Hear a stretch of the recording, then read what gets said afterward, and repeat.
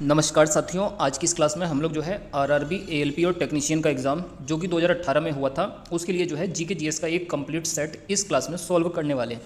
तो चलिए करते हैं क्लास की शुरुआत। सबसे पहला प्रश्न में पूछा गया था, पुरुषों में एशिया कप 2017 के हॉकी के फाइनल में भारत ने किस टीम को हराया था।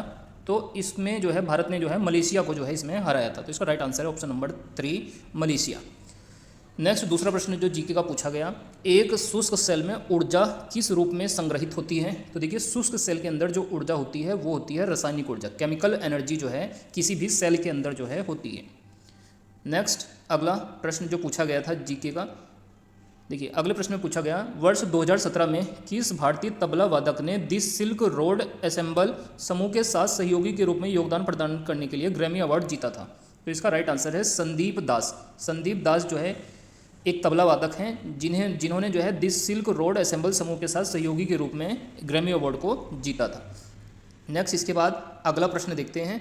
देखिए अगले प्रश्न में पूछा गया जीके का क्वेश्चन है ये, प्रजनन के लिए फूलों में आवश्यक अंग कौन सा है। तो इसका राइट आंसर है पुंकेसर और स्त्री केसर।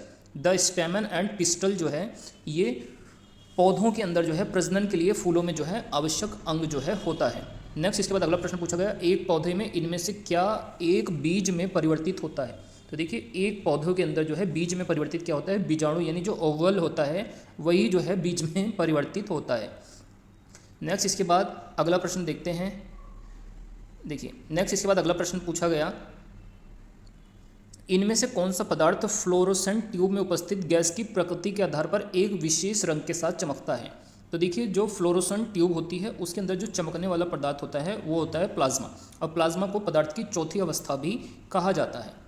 नेक्स्ट अगला प्रश्न है, किसी एकल आवृत्ति की आवाज़ को क्या कहा जाता है।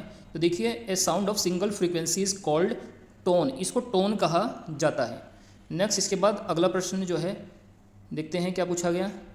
देखिए नेक्स्ट इसके बाद अगला प्रश्न था, स्थिर वस्तु में किसी स्थिर वस्तु के लिए स्थिर रहने या गतिशील वस्तु के उसकी गति से गतिशील रहने की प्रक्रिया क्या कहलाती है। तो इसको जड़त्व कहते हैं। जड़त्व किसी वस्तु का वह गुण है जिस गुण के कारण वस्तु अपनी अवस्था में परिवर्तन का विरोध करता है। न्यूटन के किस नियम को जड़त्व का नियम कहते हैं। तो ये न्यूटन की गति का प्रथम नियम होता है। अगला प्रश्न था, French open super series tournament 2017 में कौन से भारतीय ने जीता था। तो देखिए फ्रेंच ओपन जो सुपर सीरीज टूर्नामेंट था 2017 का उसको जीता था श्रीकांत किदम्बी ने। इनका नाम जो है इन्होंने जो है French open super series tournament जो है जीता था, श्रीकांत किदम्बी।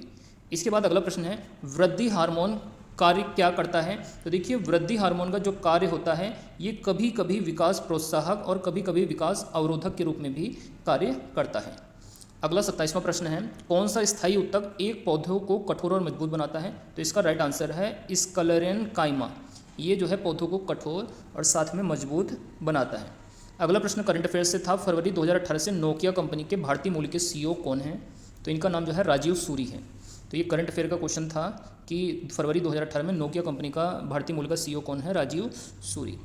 नेक्स्ट इसके बाद अगला प्रश्न देखते हैं। देखिए नेक्स्ट अगला प्रश्न था, ये साइंस का क्वेश्चन है, किसी परिपथ में विद्युत प्रवाह किसके द्वारा संभव होता है। तो ये इलेक्ट्रॉनों के कारण यानी इलेक्ट्रॉनों की गति के कारण किसी भी परिपथ में जो है विद्युत का प्रवाह जो है हो पाता है। और विद्युत धारा का मात्रक क्या होता है। तो विद्युत धारा का मात्रक जो है एम्पियर होता है। इस चीज़ को भी आपको याद रखना है। नेक्स्ट इसके बाद अगला प्रश्न पूछा गया था, निम्नलिखित में से कौन सा बादशाह अकबर के दरबार के 9 रत्नों में से नहीं था। तो ये हिस्ट्री का क्वेश्चन है कि कौन सा ऐसा जो है बादशाह था जो अकबर के 9 रत्नों में नहीं शामिल था। तो इसमें आंसर है उस्मान अली खान। इसके अलावा अबुल फजल, फ़कीर अज़ियाउद्दीन और राजा टोडरमल ये सभी 9 रत्नों में शामिल थे, जबकि उस्मान अली खान इसमें शामिल नहीं थे। नेक्स्ट इसके बाद अगला प्रश्न देखते हैं क्या था।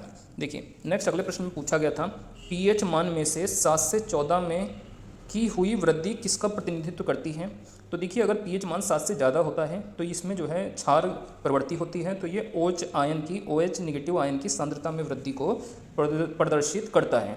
यदि पीएच मान 7 से कम होता है तो वो जो है अम्लीय विलयन होता है। नेक्स्ट अगला प्रश्न भी साइंस का है, यदि एक तार के माध्यम से प्रवाहित होने वाली विद्युत धारा आई है और इलेक्ट्रॉनों पर आवेश ये है, t सेकंड में प्रवाहित होने वाली इलेक्ट्रॉनों की संख्या को किससे निर्धारित किया जा सकता है। तो इसका राइट आंसर है IT/E।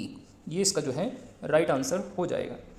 नेक्स्ट इसके बाद देखते हैं अगला प्रश्न। देखिए अगले प्रश्न में पूछा गया था, निम्नलिखित में से कौन सा लवण अम्लीय होगा। Which of the following salt is acidic in nature. तो इसका राइट आंसर है सोडियम कार्बोनेट। जो सोडियम कार्बोनेट का सॉल्ट होगा ये जो है एसिडिक होगा। नेक्स्ट इसके बाद अगला प्रश्न था, निम्नलिखित में से कौन सी धातु ठंडे या गर्म पानी के साथ अभिक्रिया नहीं करती है। तो राइट आंसर है एल्यूमिनियम। एल्यूमिनियम जो धातु होती है ये जो है ठंडे या गर्म पानी के साथ अभिक्रिया नहीं करती। एल्यूमिनियम का जो मुख्य अयस्क होता है वो जो है बॉक्साइट होता है। इस चीज़ को भी आपको याद रखना। नेक्स्ट इसके बाद अगला प्रश्न पूछा गया करंट अफेयर्स से, मार्च 2018 से संयुक्त राज्य अमेरिका के प्रतिष्ठित संघीय संचार आयोग FCC का अध्यक्ष कौन भारतीय अमेरिकी है। तो इसका राइट आंसर है अजीत पै। नेक्स्ट अगला प्रश्न है, साइंस का क्वेश्चन है, आधुनिक आवर्त सारणी में धातुओं को कहाँ पर रखा गया है। तो धातुओं को जो है बाईं ओर यानी लेफ्ट साइड में रखा गया है। नेक्स्ट अगला प्रश्न देखते हैं। देखिए 1 वाट किसके बराबर होता है। तो ये 1 जूल प्रति सेकंड के बराबर होता है। वाट किसका मात्रक होता है। तो ये शक्ति का मात्रक होता है। 1 हॉर्स पावर का मान जो है 746 वाट होता है। नेक्स्ट अगला प्रश्न है, तत्वों को उनके परमाणु द्रव्यमान के आधार पर वर्गीकृत करने का श्रेय किसको जाता है। तो ये देखिए मेंडलीफ, दमित्री मेंडलीफ ने जो है तत्वों को उनके परमाणु द्रव्यमान के आधार पर वर्गीकृत किया था। नेक्स्ट अगला प्रश्न है, करंट अफेयर्स का क्वेश्चन है, मास्टर कार्ड के मुख्य कार्यकारी अधिकारी और अध्यक्ष 2018 से कौन है। तो देखिए मास्टर कार्ड के जो है जो CEO हैं उनका नाम है अजय पाल सिंह बंगा। अजय पाल सिंह बंगा इसके जो है CEO हैं। नेक्स्ट अगला प्रश्न देखते हैं।